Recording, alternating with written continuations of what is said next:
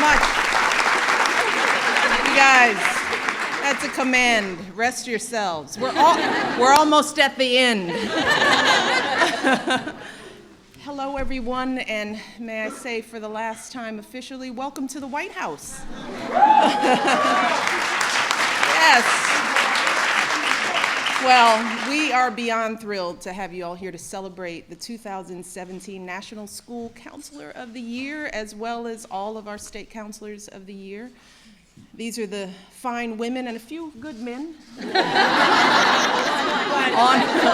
good man who are on this stage, and they represent schools from across this country. And I want to start by thanking Terry for that wonderful introduction and her right on the spot remarks. I'm going to say a lot more about Terry in a few minutes, but first I want to take a moment to acknowledge a few people who were here. First, our outstanding Secretary of Education, John King.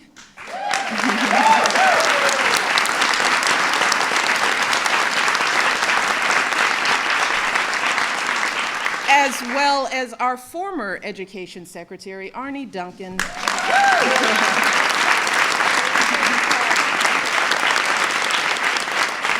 I want to take this time to thank you both publicly for your dedication and leadership and friendship. We couldn't do this without the support of the Department of Education under both of your leadership. So I'm grateful to you personally, and I am very proud of all that you've done for this country. I also want to acknowledge a few other special guests we have in the audience. We've got a pretty awesome crew. You know, as one of my staff said, you roll pretty deep. Like, well, yeah, we have a few good friends. We have with us today Ted Allen, Lala Anthony, Connie Britton, Andy Cohen. Yeah, Andy Cohen is here. Carla Hall, Coach Jim Harbaugh, and his beautiful wife, who's a lot better looking than him. Lana Perea, my buddy Jay Farrow, Kelly Rowland, Usher. Ooh. Keep it down. Keep it together, ladies. Wale is here.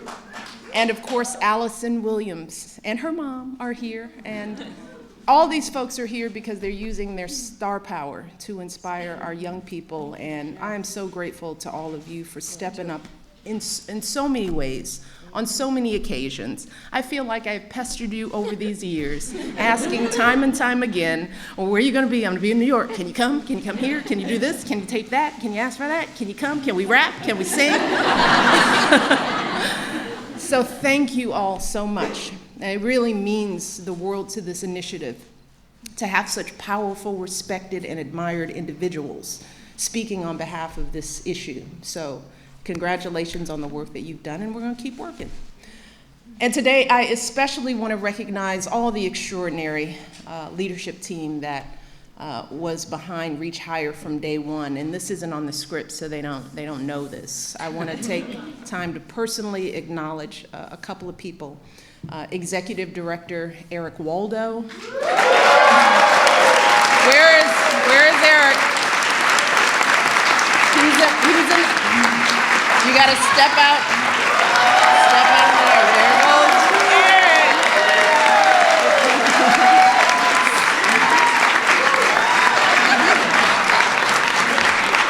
Eric's acting like he's a ham, but he likes the spotlight. He's acting a little shy. I want to recognize our Deputy Director, Stephanie Sprouse. Stephanie, back there.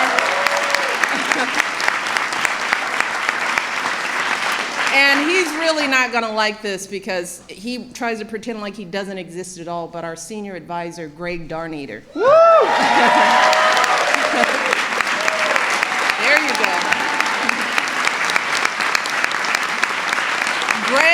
Greg has been a leader in education his entire life. I've known him since I was a little organizer person, and it's just been a joy to work with you all. These individuals, they are brilliant, They are creative. They have worked miracles with hardly any staff or budget to speak of, which is how we roll in the First Lady's office.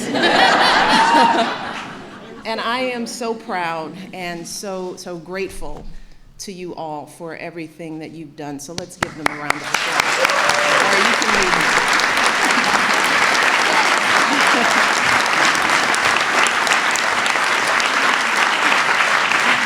And finally, I want to recognize all of you who are here in this audience. We have our educators, our leaders, our young people who have been with us since we launched Reach Higher back in 2014. Now, when we first came up with this idea, we had one clear goal in mind. We wanted to make higher education cool.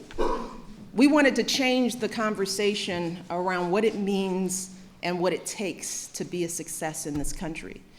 Because let's be honest, if we're always shining the spotlight on professional athletes or recording artists or Hollywood celebrities, if those are the only achievements we celebrate, then why would we ever think kids would see college as a priority? So we decided to flip the script and shine a big, bright spotlight on all things educational. For example, we made College Signing Day a national event. We wanted to mimic all that drama and excitement traditionally reserved for those few amazing football and basketball players choosing their college and university teams.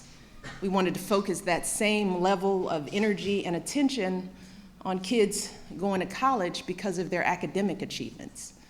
Because as a nation, that's where the spotlight should also be, on kids who work hard in school and do the right thing when no one's watching, many beating daunting odds. Next, we launched Better Make Room. It's a social media campaign to give young people the support and inspiration they need to actually complete higher education. And to really drive that message home, you may recall that I debuted my music career rapping with Jay about getting some knowledge by going to college.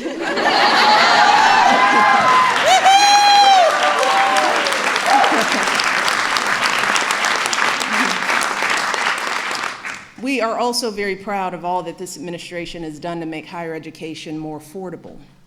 We doubled investments in Pell Grants and college tax credits. We expanded income-based loan repayment options for tens of millions of students. We made it easier to apply for financial aid. We created a college scorecard to help students make good decisions about higher education, and we provided new funding and support for school counselors. All together, yes. Yay! Thank you. You're welcome. All together, we made in this administration the largest investment in higher education since the GI Bill.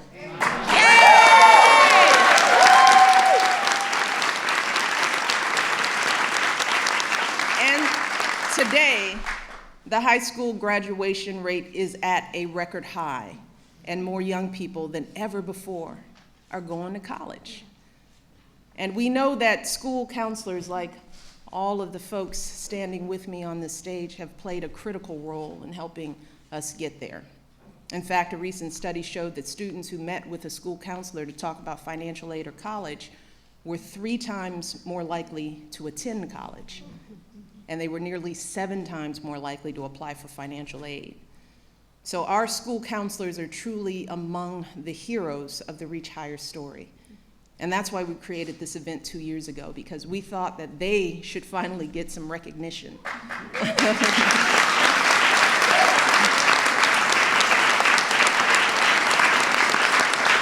We wanted everyone to know about the difference that these phenomenal men and women have been making in the lives of our young people every day. And our 2017 School Counselor of the Year, Terry Trzynski, is a perfect example.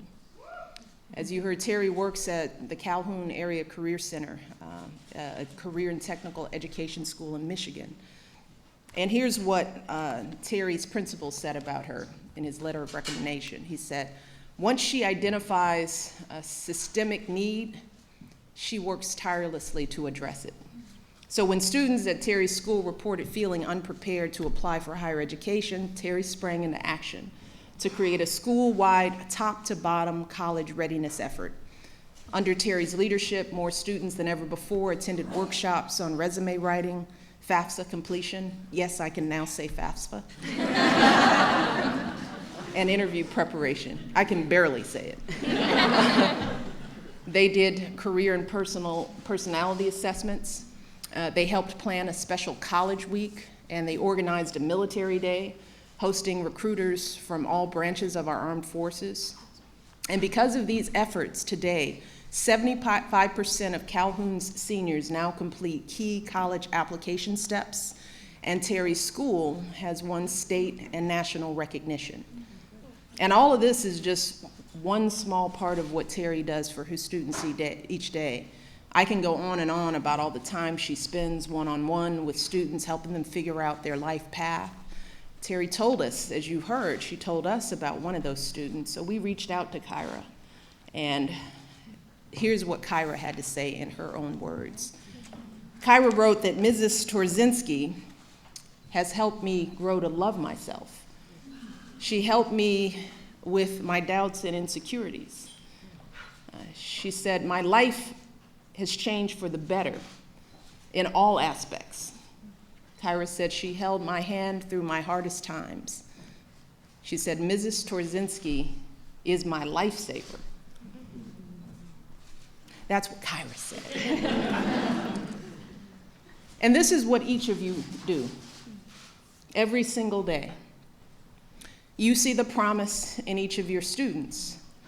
You believe in them even when they can't believe in themselves, and you work tirelessly to help them be who they were truly meant to be.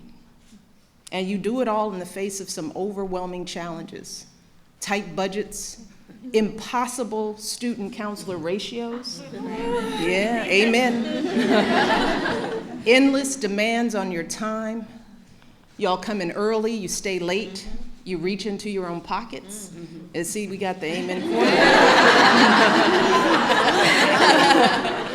Amen. You stick with students in their darkest moments, when they're most anxious and afraid. And if anyone is dealing with a college senior or junior, you know what this feels like. These men and women show them that those kids matter, that they have something to offer, that no matter where they're from or how much money their parents have, no matter what they look like or who they love or how they worship or what language they speak at home, they have a place in this country. And as I end my time in the White House, I can think of no better message to send to our young people in my last official remarks as First Lady. So for all the young people in this room and those who are watching, know that this country belongs to you, to all of you, from every background and walk of life. If you or your parents are immigrants, know that you are part of a proud American tradition, the infusion of new cultures, talents, and ideas, generation after generation, that has made us the greatest country on earth. If your family doesn't have much money, I want you to remember that in this country, plenty of folks, including me and my husband, we started out with very little, but with a lot of hard work and a good education, anything is possible, even becoming president. That's what the American dream is all about.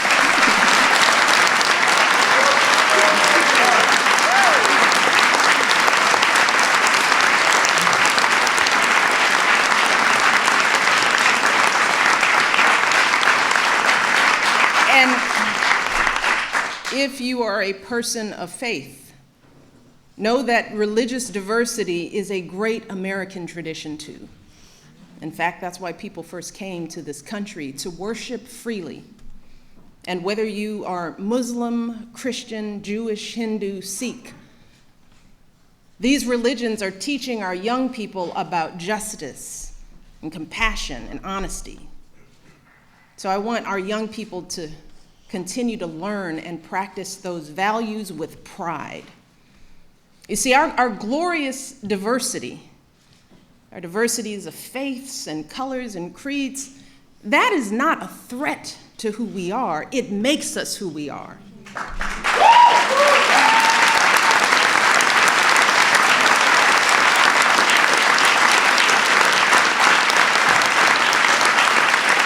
So to the young people here and the young people out there, do not ever let anyone make you feel like you don't matter or like you don't have a place in our American story, because you do. And you have a right to be exactly who you are. Yes. But I also want to be very clear. This right isn't just handed to you. No, this right has to be earned every single day. You cannot take your freedoms for granted. Now, just like generations who've come before you, you have to do your part to preserve and protect those freedoms. And that starts right now, when you're young. Right now, you need to be preparing yourself to add your voice to our national conversation. You need to prepare yourself to be informed and engaged as a citizen, to serve and to lead, to stand up for our proud American values and to honor them in your daily lives. And that means getting the best education possible so you can think critically, so you can express yourself clearly, so you can get a good job and support yourself and your family, so you can be a positive force in your communities. And when you encounter obstacles, because I guarantee you, you will, and many of you already have, when you are struggling and you start thinking about giving up, I want you to remember something that my husband and I have talked about since we first started this journey nearly a decade ago. Something that has carried us through every moment in this White House and every moment of our lives. And that is the power of hope. The belief that something better is always possible if you're willing to work for it and fight for it. It is our fundamental belief in the power of hope that has allowed us to rise above the voices of doubt and division, of anger and fear that we have faced in our own lives and in the life of this country. Our hope that if we work hard enough and believe in ourselves, then we can be whatever we dream, regardless of the limitations that others may place on us. The hope that when people see us for who we truly are, maybe, just maybe, they too will be inspired to rise to their best possible selves. That is the hope of students like Kyra, who fight to discover their gifts and share them with the world. It's the hope of school counselors like Terry and all these folks up here who guide those students every step of the way, refusing to give up on even a single young person. Shoot, it's the hope of my folks like my dad, who got up every day, do his job at the city water plant. The hope that one day his kids would go to college and have opportunities he never dreamed of. That's the kind of hope that every single one of us, politicians, parents, preachers, all of us, need to be providing for our young people, because that is what moves this country forward every single day. Our hope for the future and the hard work that hope inspires. So that's my final message to young people as First Lady. It is simple.